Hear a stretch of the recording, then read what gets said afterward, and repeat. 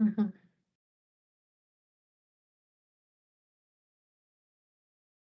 Okay. So everyone can see me, right? Can see the PowerPoint. Yeah. Can. Mhm. Okay, let's just go ahead and get started. And thank you for Dr. Chris Inman, and thanks for online JSU for this great opportunity. Um, Today, I'm just going to give you a very, very brief introduction about OER, OA, and public domain. This kind of resources could be used in your teaching and in your future research. Um, let's just go ahead and get started.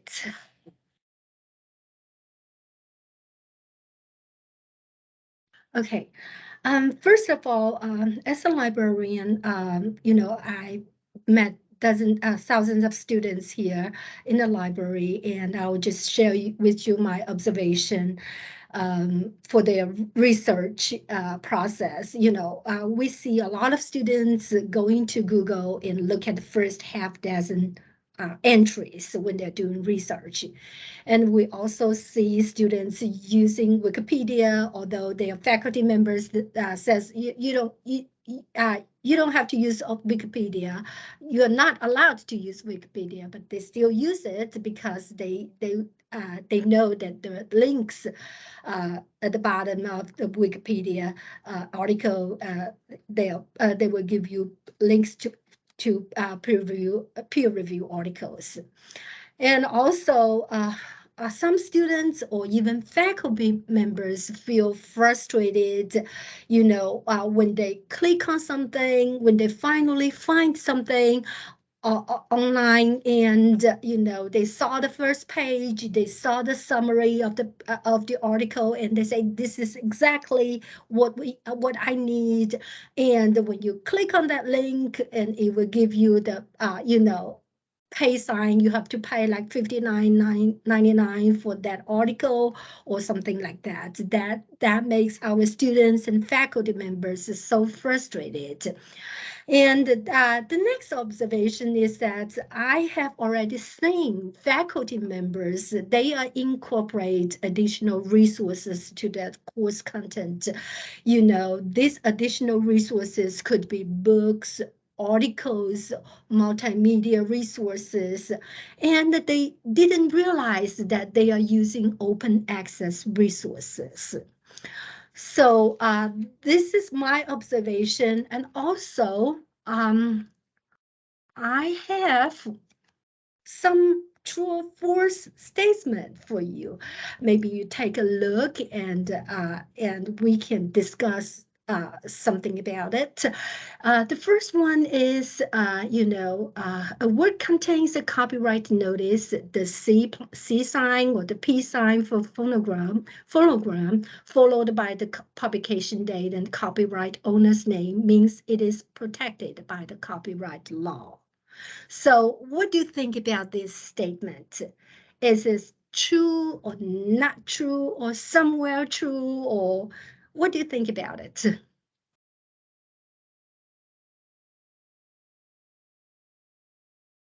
I think it's true that if we see that statement, that's how I've understood it to be true. I'll put it that way. Mm-hmm. Mm-hmm. Any other comments or input? Mm-hmm. I mean, in many sense, yes, this is true. But the only thing we are concerned about it is that, you know, the you know, uh, after that copyright sign, you put people's name or publisher's name over there, but the copyright could be expired. That's the only thing we want to point out. But you have no clue if they have a sign over there. You cannot tell whether the copyright is expired or not. So that's something we really want to address today. And of course, it is true. And also, even for something with the copyright sign, sometimes you don't have to ask permission to use it. This is what we call fair use. If an author is free to copy from an author is free to copy from a protected work for purposes such as criticism. In English, we use a lot of criticism, so you don't have to ask permission. News reporting, teaching, or research, as long as the value of the copyrighted work is not diminished. So that's what we call fair use. And also, I want to add something here is that sometimes people are, always confused about violating copyright law or what is plagiarism. As I understood, a plagiarist is a person who poses as the originator of the words he did not write, ideas he did not conceive, or facts he did not discover. So plagiarism is not a legal term, it is an ethical term. So this is just something regarding to this part. What about the second one? There is no difference between open access literature and the digital, online, and the free of charge literature. A lot of people think that, open access literature is the same as free online literature. What do you think about that? Are they It the has to same? be specifically like labeled as open, doesn't it? Or I don't know. Exactly. Yes, of course, both digital, online, and free for use literature and open access literature, both of them do not have price barriers. That means you can use them for free. But there are slightly differences over there. If you are using online and free of charge literature, sometimes you have to ask for registration. You have to ask, you know, uh, uh, you have to ask for providing IP addresses, or you have to sign a license. This is not we call open access. So there are, access, there are copyright, there are permission barriers for digital, online, free of charge literature. So, which means open access literature is safer than anything, than just open online free of charge literature. So that's the second one.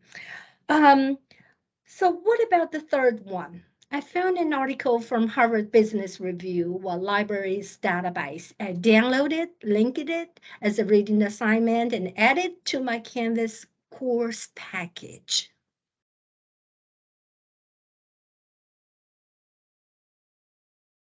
What about this one? Well, I'm guilty of doing something similar, so I'm hoping it's legal. If it's not, I'll have to change my practices. Okay. Any other comments? It's the same. The same.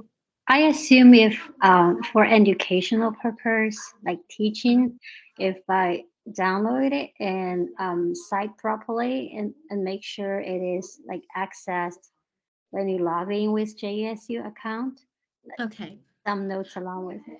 Great, great. I'm so glad you're all here today because, usually for the majority of our of articles from library database, yes, you can download it, link it, and add it to your Canvas course package. But Harvard Business Review is an exception. You cannot directly download it or link it as a reading assignment. So this is what Harvard Business Review CEO says. Let me share that with you. Okay, he says Harvard Business Review claims that their materials in library's database are not intended to be used for assigned course materials. This restriction includes linking to Harvard Business Review materials from Canvas, websites, and course syllabus. So, which means you cannot directly download it, linked it to your course package. But there are some other routes. If you are using audit codes from Harvard Business Review, please contact librarians to help you to, get away from the direct link, and we have some other ways. So this is a special case.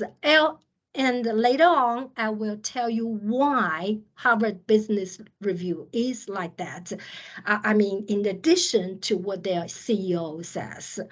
So these are three things that, a lot of times we are confused, and also some observations we are concerned about. So about what are all these about? So we are talking about as a teaching faculty members, if we have a textbook, we use textbooks that protects us a lot. But a lot of times, the textbook does not answer all the questions I want to share with our students, or even in some high level classes, like like a study class, some high level classes. There is no textbook, but how are you going to collect resources and share with your students? That's the problem.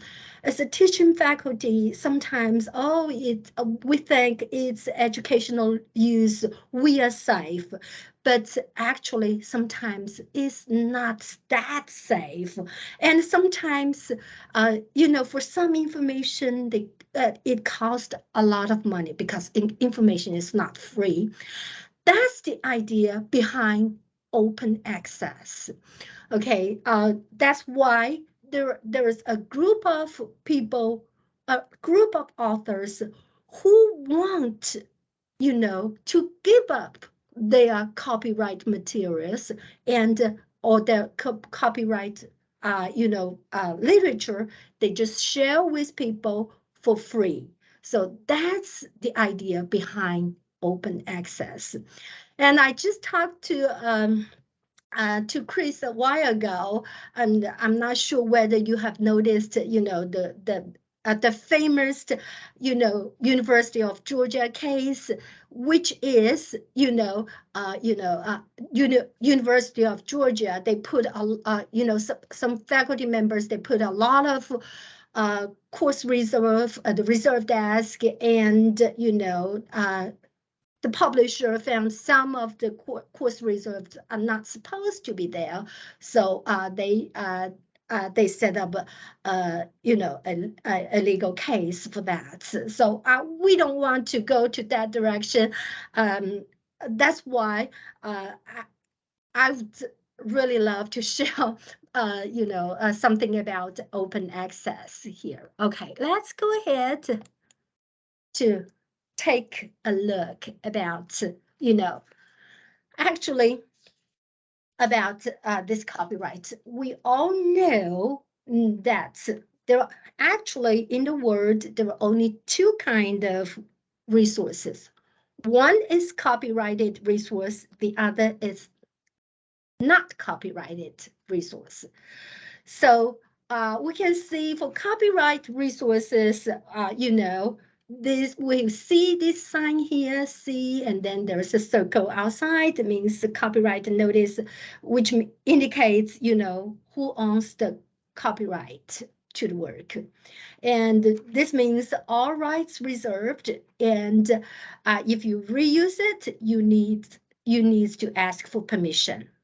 Okay, and the other one is also copyright, but it's expired, as we talked in the first first statement, discussing questions, so it's a C, and then there's a crossover there, and then, there's a circle outside. This used to be copyright materials, but the copyright expired, and there is no rights reserved, and you may be use it without permission. Most of times, actually, you can use them without permission.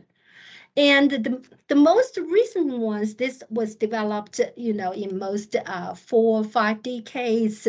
This is what we call CC Commons, which is Creative Commons license by a nonprofit organization.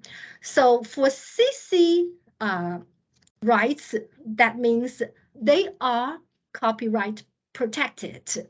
So they have some rights reserved.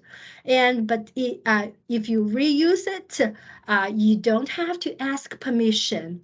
But there are some other restrictions. So there are different kind of CC license, from least freedom to most freedom.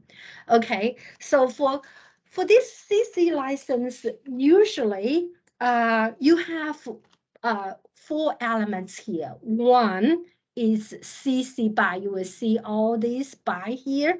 So this means BY attribution means you can only use the work if the creator is credited. So you have to give the credit to the creator.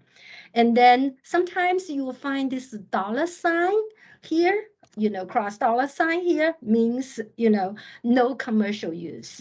Okay, and sometimes you will see this equal sign means no deviation. You cannot make any changes for this. And this, arrow sign means share alike. That means you can make changes or adaptations, but the new version must be shared under the same license or a compatible license. So that's all behind this open access. So it's open access resources. They are copyright protected, but you can use them without permission. Okay. Okay. So do we have any questions here? Okay, if no, let's go ahead to look at some concept, some rules and tools and numbers here. Okay, for open access, the concept actually is very, it's still evolving, and for open, usually we mean allowing access to. So for open access, literature is usually defined as the literature available online to be read for free or by anyone, anytime, anywhere. So this is how many OA literature we have online right now. It's 47 billion. Okay, this is according to the OA Cloud OA. They listed that's how many open access literature we have. For OA literature, there is subject variation. Usually you can find more literature, OA literature in science, technology, and medicine area. And there are variations between qualities. For some open access articles, they are in real good quality, such as Cell, Nature, and Science. They are publishing OA articles as well. Of course, we know that some of our faculty members, they are using it, and that they didn't realize they are using OA resources. Of course, another one is I want to talk about, the major OA producer nations are currently are United Kingdom, United States, Germany, and Japan. So you will find a lot of English English language literature because UK and UK and America, they are providing a lot of open access resources. But where to find open access resources? This is a big issue. You know, a lot of times we spend a lot of time. It's very time consuming, and we couldn't find satisfied OA resources. Here, I'm trying to give you two. One is we call the BASE. This is a academic search engine. It search much better than better results than just Google because it's more academic oriented. Let's go ahead and take a look just for a quick access here. So that's the website, the base basesearch.net. So for example, if I am an English student, I want to look at something about Pride and Prejudice.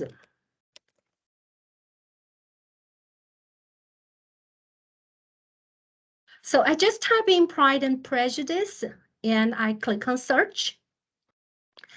And in this base search engine, in their collection, they provide like 60% of open access resources. So some of them are not open access at all, but when you see this open lock sign, you will see that's open access. So if you want, you can go ahead and click on it. Okay, let's go ahead and click on maybe number 6, just for example. So that's something about Jane Austen and the sexism in Jane Austen's Pride and Prejudice. The full text article is right over there. If you click on that, it will open it, the full text article here. And something I really like is that they give you the CC license here. They give you the license, what it is look like here. So you can use it, and this will define you how you can use it. So this is a CC by shell like license. You can, of course, you can modify it. So that's one thing I want to introduce you. Of course, in the future, you can use it as well. And another one, I want to use it to introduce you as WordCat. Okay, for WordCat, this is the world's largest library catalog. You know, there are thousands of library actually participated. That means you are using all the resources from almost the entire word of the libraries. So here, again, we can do a simple search like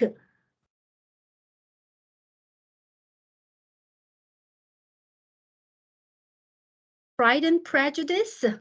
We can go ahead and search it. And you can see these, we have more than 37,000 results. But since all these resources are coming from different libraries, some are just a record from that library, it does not necessarily mean that you can access to these resources online. So, but you can, what you can do, you can narrow down to open access. So this will give you, the open access resources like books, the Pride and Prejudice, the books. This is an ebook, so if you want to access this, you can read it online, the entire ebook in HTML format or in Kindle, you can download it. And of course, you can also take a look, okay, to look at some articles. They also give you some articles, even indicate as peer review articles here. So these are you can go ahead and take a look at it. And if you want, you can access it. So this is open access. For this WordCat, sometimes in some records, there are CC license indication over there, but sometimes there's not. So for this one, there is no CC license, but it is open access. Okay. That's something we want to talk about for OA, but actually it is interesting. OA is a double-sided sword. When you are talking to a publisher about OA, they will probably ask, what kind of OA are you talking about? Are you talking about gold OA, or are you talking about green OA? Okay, which means, when we talk about gold OA, which means, gold OA, these are the journals, actually, the entire journal that makes all peer review articles for free to use. For green OA, which means that journal maybe contains some OA articles, some are not OA articles. So that's their conception about OA. For OER, so the second part, we're talking about OER. OER stands for Open Educational Resources. So according to Cloud OA, that's some OER resources available, about 35,000. Actually, OER is part of OA, as we all know. So, but there are some features about OER. OER, the most famous features about OER is what we call 5 Rs. It means you can retain, revise, remix, redistribute, or reuse OER materials. So retain means you can make, you can own, or you can control the copies. Revise, of course, you can adapt, you can adjust, you can modify. And remix, so you can mash up the content with some other materials. Redistribute, which means you can share, originate, or different versions of the content to share with people. Reuse means you can fully use the content for any purpose in different mediums. So which means if an OA says no deviation, that's not an OER. So OER means you can adapt, and reuse them again and again. Just several months ago, we put a JSU OER platform. And here we have, they're talking about creating how to, we have a lot of OER resources here, and that you can pay attention, So OER repositories, there were good OER repositories and good search engines. Melot and OER Commons are good search engines. You can take a look. At OER Commons. So these will give you all the OER resources by course level, or even textbooks by format, or by text banks. So you can search all different formats. For OER, we will have another presentation next month on October the 12th. I think it's from Faculty Commons. I will talk more about OERs, just using OERs. So this is about OER.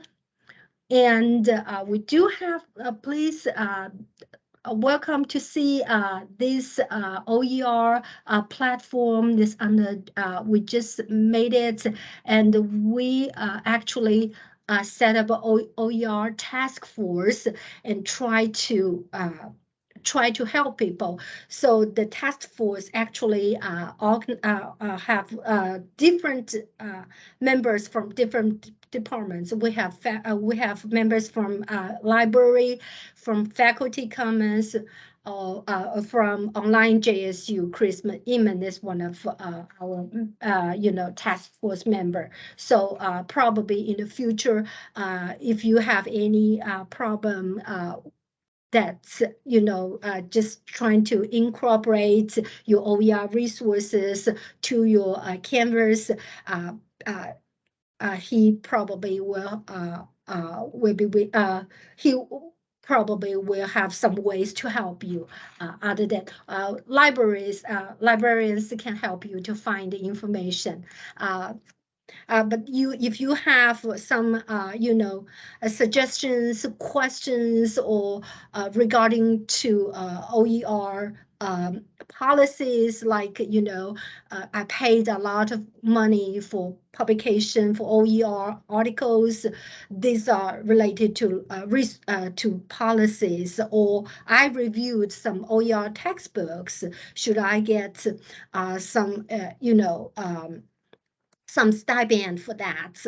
So these are, policy resource related issues you may want to talk to Micah at Faculty Commons. So this is about OER. But for OER, since it is a open access movement right now, so there are a lot of grant opportunities for you. Almost each year, Alabama Commission of Higher Education will send out emails asking you to apply for the grant that you can use for your OER adoption or adaptation courses. This year, I think, this past year, we sent that out to relate people, but we didn't hear anybody who are applying for it. So usually they will give you $5,000 grant money for just, adapting OER resources for your course. Mhm. So in the last one, actually, public domain is one type of OA as well. Nobody knows how many public domain resources or literature over there, so I don't have the number for that one. But there is some basic rules for public domain that you should know. One thing is that everything published in the United States before 1923 is in public domain. That means if you want students to use something which is published before that day, before that year, you probably can find it free online. And also, of course, other than this one, there is a second rule, is that works initially published in 1923 to 1963 in the United States, if the copyright didn't renewed, and that work could be in public domain as well. And for the third one is that, all written works by the United States federal government are in the public domain. But sometimes you might not find something that you really want published in the by the GPO, and could be because of the national security reasons. So you couldn't get access to it. That's one thing. So for public domain, what's public domain means? Actually, it means creative works that for one reason or another are not protected by the copyright law anymore, and they're ordinary free to use. So since the copyright duration of public domain, it's different by year, by time, by chronologically. So there is a detailed chart here. I will give you this detailed chart. This is from Cornell University. They will give you a very detailed chart so that you can tell which one, which book or which creative work could be expired. So this is a good link. I will just introduce that to you. And also another way is that you can check whether that creative work is in public domain or not by using copyright public record portal. This is from United States government copyright office, and this is the office portal homepage. And let's just take a look for all official public catalog from 1978 to present. We can go ahead and take a look what it was what it looked like. So a while ago, we talked about Harvard Business Review.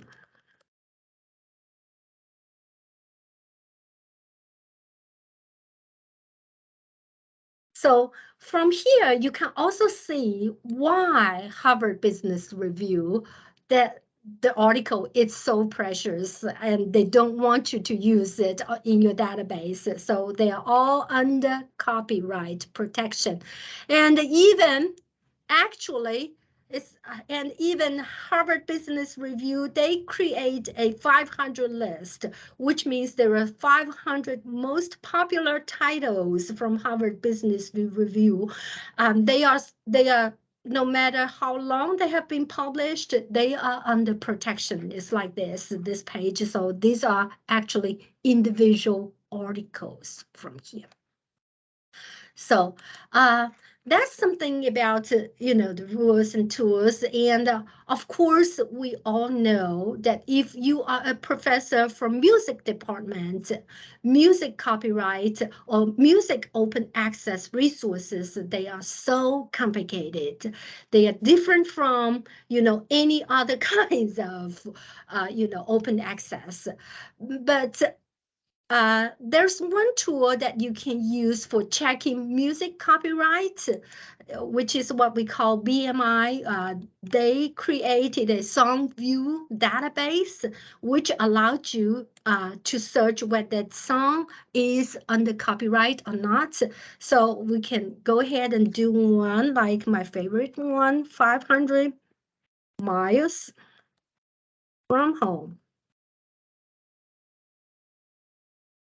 So I can search it and I can see they are still under copyright protection. So this is just some concept rules and tools and numbers for your references. And you can see for your research, you can see for OA and OER, there are a lot of publication opportunities here. But one thing you might want to pay attention for OA publication is that, for some journals, they are charging a, article processing fee, which is in the year 2021, that fee is averaged at about $3,000, which means if you want to publish an article in some journals and, you have to pay $3,000. But the trend is that, for OA publication, you can see there are numbers like that. In 2012, around 10 to 15% articles are published in OA. But 5 years later, in 2017 to 18, about 18%. But last year, in 2021, about 54% of articles, which is about 7 million articles are published in OA. There is an estimation indicating that maybe in the year 2040, 100% of papers are published in OA formats. So that's for your research, for your publication. But for public domain, is there any publication opportunities? Yes, they are. If you think, if you create your own arrangement of public domain work that you believe is copyrightable, you can, of course, claim that, like, you collect all the classical works uh, uh, under one file and put, any, preface or introduction to that, you can still apply for copyright. Another one is that for public domain information, please remember, just you can only copy and paste the writings, not the styles. Sometimes, I just copy, sometimes people will just, copy the entire page, including all the HTML format uh, or some other formats of the public domain content. But, that will, if you that will put you on the risk, because the formats and all these codes are not under are copyright protected. So that's something that you have to pay attention. Okay, so we talked all about this OER, OA, and the public domain, and uh, there's something that you might want to use in your future work. So I prepared this documentation worksheet just in the future. If you have this worksheet, maybe you're worry-free to use all the information. So for this documentation worksheet, you can list the type of work, titles, source location, author, publisher, identifying numbers, data, publication, country of publication, how the work is used, and the reason the work is in the public domain or OA or OER. This will save you tons of time or tons of time in the future for any risky reasons. Some people, we don't know what's going to happen in the future, but this will protect you for using all these resources. Documentation, keep record. That's just for your record. Okay, the next one. We talked about all these OA, OERs, the concept, the rules, and the numbers. But I just want to share with you about the higher education practice, the current practices in higher educational institute. So currently, about 78% of U.S. academic libraries are involved in curating OA or OER collections, and half advocate for campus shift to OA, and just over 1/3 work with faculty to create OER reading list or scope out OA content online and make it discoverable.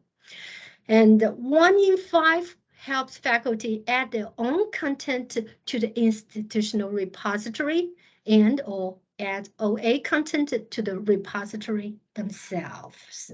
Okay, and of course, some in some institutions, they also, if you are creating an OER or adapting an OER, they also count as a scholarly publication, and they add that to the faculty tenure and promotion process. But here, I'm not seeing JSU have one, but maybe we can work on it. Actually, the working tasks, OER working tasks I mentioned a while ago, we worked so hard, and under Dr. Joe Walsh, Associate Vice President of Academic Affairs, but he left. So we are trying to, communicate again and see what's going on, what we can do for the future for OERs in at JSU. So my conclusion is that does OER matters? Does OER matter? Should we use it? I really don't know. But as a librarian, I really want to share these resources with you and share. They are a large number of resources of OER, OA, and public domain over there. And of course, all these sources will provide students immediate access. Okay. And there's no barriers. And if you are using OER, OA instead of textbooks, if you are creating your textbooks and share those with students, students do not have to pay textbook fees. So that to them, they're saving money for them. And also for this kind of resources, faculty members, you don't have to follow all these textbooks. Some of textbooks,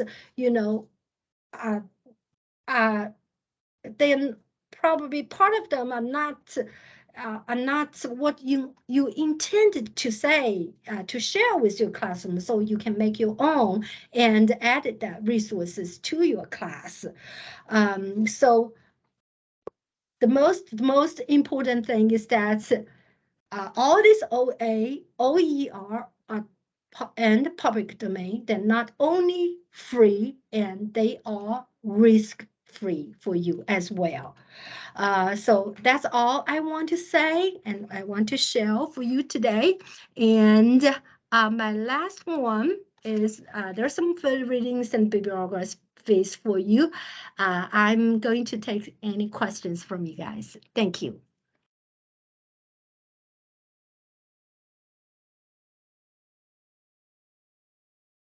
Hey, Hanrong, thank you Yes. for presenting. That worksheet you showed us, will you provide us a copy of that? Sure, I will send you a copy. Okay. Sure. I will send you a copy in Word. Right. Okay. Thank you. Any questions? I'm taking questions. One thing that I had a question about was the Creative Commons that you mentioned earlier. I did not know, I guess I wasn't aware that Creative Commons was for nonprofit organizations. Yes, it's not for unprofit organization. It's created by nonprofit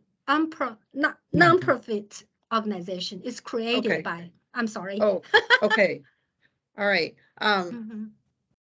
So by nonprofit, does that mean, I guess, universities fall into that category? Colleges? Okay, it's created by non-profit organization. That means that organization does not charge anything. They're not making money. It's a worldwide organization. Of course, anybody can use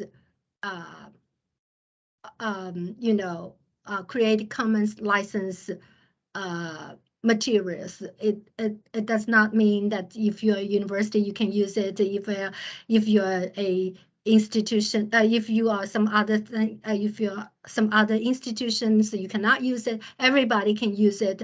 It just depends upon how you're going to use it, whether for commercial use or not, because that license, usually when an article, a book, or a information piece is shown up, if they have a Creative Commons license sign over there, that means you can use it Okay, free. Mm-hmm.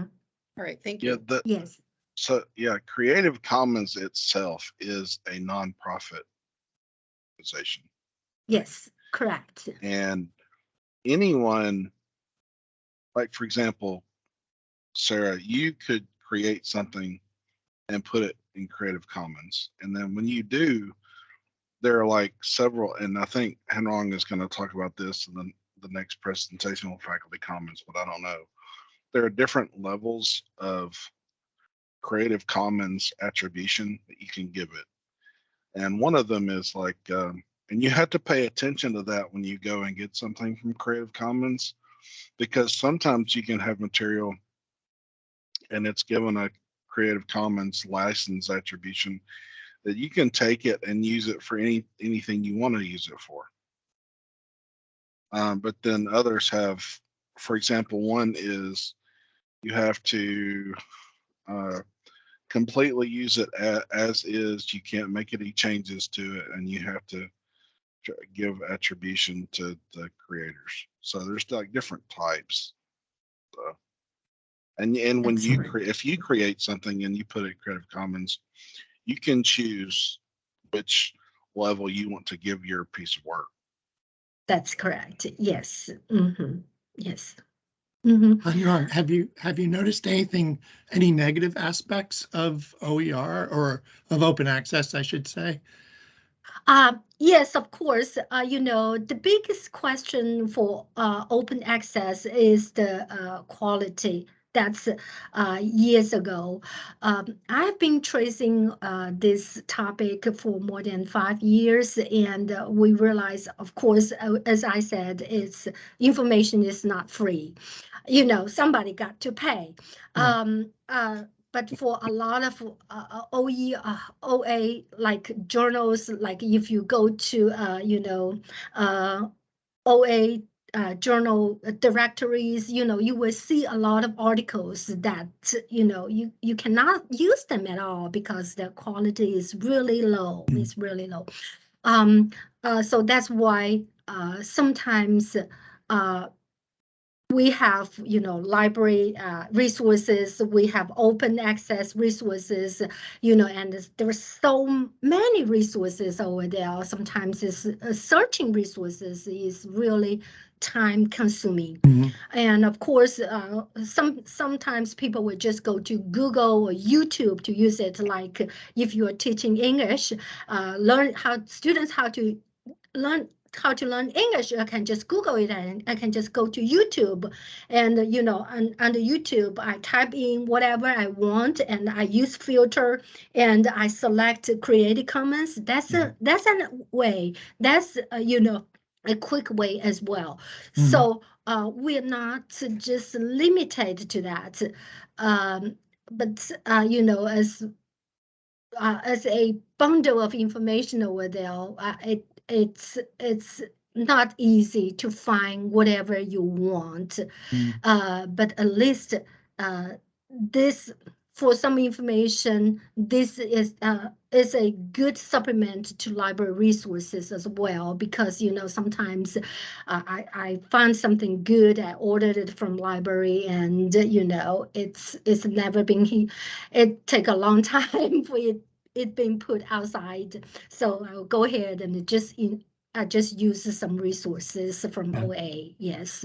Yeah, there is some disadvantages. So I would think, as a faculty member, as a librarian, my responsibility is that to introduce these resources to our faculty members. You know, no library in the world can collect everything. So that's my thing. And these are good sometimes they are good resources. Sometimes they OA resources can act as good supplement resources as well. Mm-hmm. And as an example of what Hanrong is talking about, if you go and look for open or OER textbooks, you'll find a wide range. You'll find some that are old, so old as to be not useful anymore, or for maybe historical reference. You'll find some that just aren't very good, but you'll also find some that are excellent and are good replacements for textbooks that students would have to buy. And sometimes you get so lucky that you find one where the creator, the authors of the book, the OER textbook, are continually updating it. Like they actually keep it updated. So that's even better. And I've found a couple like that that are really good. So yeah, but you do have to look and you do have to do some digging. But there are some really good databases that Hanrong and JSU Library have provided that have some of the more high quality OER materials. Because there's a lot, there really is, and this is a negative, like she said, it's that there's a lot of stuff out there that's not very good or outdated. I found some that was unfinished, like almost all unfinished, despite the title and a few chapters. Like it was definitely underworked. It's a work in progress. Work in progress. Mm-hmm. Yeah, I and of found, course you can create your own. I mean, if you don't like it, you can create your own and put it, you know, at the university repository. I mean, that would work out. Mm-hmm. Yeah. It reminds me of Canvas Commons. Yeah, Mm-hmm. it's the Yes. same, but yeah, I mean, yeah, it's the same. Actually, it's exactly the same because when you go to create something and put it in Commons, you choose the like whether the copyright, the Creative Commons level. And I usually what I create everything is for everyone, you know, when I share it. So it's basically anyone can use. But that's exactly the same. That's a good example. And it's all about intellectual property. I mean, Yes. So you have to understand the copyright, a little bit about copyright and why. So that's the entire purpose of today's presentation. I'm sorry. Yeah, I have to, understand that. So any other questions? Do we have any other concerns, questions about it? Well, not really questions. I want to thank you for a very informative and helpful session. We all appreciate it of your Thank time you. and input. I thought, sort of like comment, I thought it might be interesting, and I'm not sure if if there are any scholars or researchers have looked into the, like the OER versus textbooks in terms of student learning experience and the learning outcomes. Yes, there are a lot of research out over there. Actually, what we're going to present in next month's Faculty Commons presentation, we're just talking about the researches that coming out. Actually, one thing I didn't mention is about Alabama Commission of Higher Education grant. In that grant, actually, you have a post-test and after-test. If you are applying for that grant, and you will give students some post-test about, using some other resources or some other textbooks versus adopting OER textbooks, and then you have to actually give a report on that. That's part of the grant. So I would think that's again, that will add up something to this research, right? And of course, in the future, if like you have a lot of emergency management classes, maybe there, it's actually a pretty new program. And a lot of universities have a Z program called the Z program, which means zero textbooks program. And, they, you can also do a research like that, using a textbook or using OER materials or textbooks. You can do a pre-test and a post-test. But a lot of research indicating that there are no differences. I mean, I've seen a lot of researches indicating that no differences by using a paid textbook or OER textbook. So which means that I think that means, first of thing you have to uh, uh, spend time to review a textbook which is really good for you to use. And a lot of textbooks in OER, sometimes they just it is just a textbook over there. There's no text banks or other supplemental materials over there. So you can, of course, this is a very new area. Maybe it's not that new. It's about 40 or 50 years since the open education movement.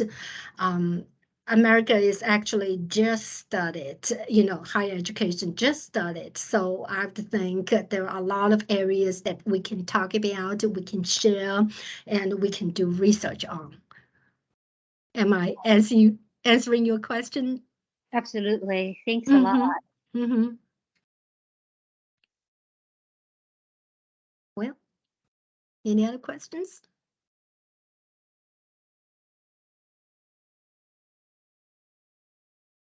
Well, for Chris, I will give you the documentation worksheet just after this presentation.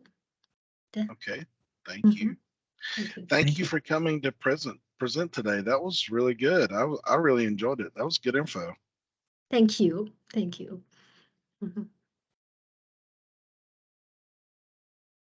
Well, I hope you all have a wonderful rest of the day and the rest of the week. And once more, thank you, Hanrong, for coming today and providing a very useful, informative presentation. Thank you. Thank you. See Bye, you. everyone. See ya. Bye. Bye.